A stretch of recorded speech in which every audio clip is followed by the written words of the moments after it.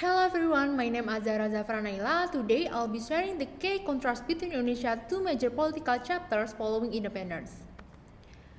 Sukarno Old Order from 1945 to 1967 and Suharto New Order from 1967 to 1998. My presentation will focus on three crucial aspects where these eras differed, showing how the New Order, despite its shortcomings, ultimately delivered better outcomes for Indonesia's development. Let me first describe three specific characteristics of the Old Order. First, Sukarno implemented a guided democracy system through his presidential decree of July 5, 1959. This system centralized power under his personal authority and reduced parliament to a symbolic role with minimal checks on presidential power. Second, the Old Order pursued an aggressive confrontation foreign policy, particularly opposing Malaysia formation. By 1965, Indonesia had withdrawn from the United Nations and aligned closely with communist bloc nations, significantly isolating the country internationally. Third, by 1966, the Old Order economic policies had resulted in catastrophic hyperinflation, rising 650%. Foreign debt exceeded $2.4 billion, and severe shortages led to widespread famine across Java and other regions. The New Order, in contrast, the New Order under Suharto demonstrated three fundamentally different approaches. First, Suharto implemented development-oriented governance through systematic 5-year development plans called Tripelita. His administration employed Western-educated economics to design technocratic policies, prioritizing economic growth over political reform.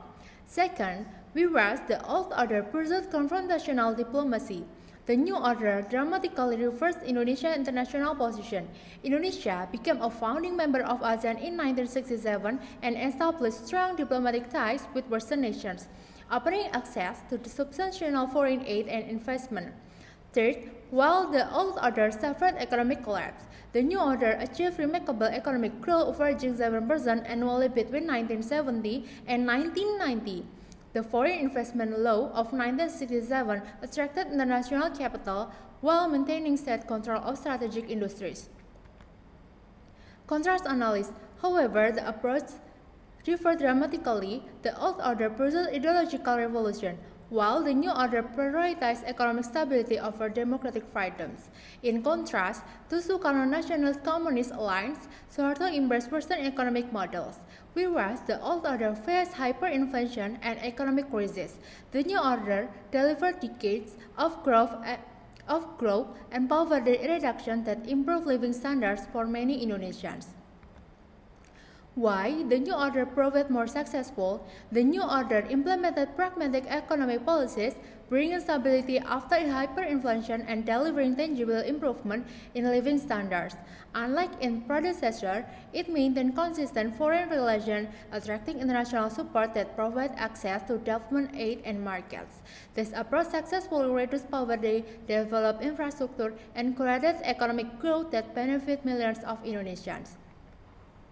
In conclusion, the contrast between Indonesia's Old Order and New Order represent a dramatic policy shift in South Asian history. The New Order pragmatic economic approach delivers substantially better outcomes than Old Order ideologically driven policies.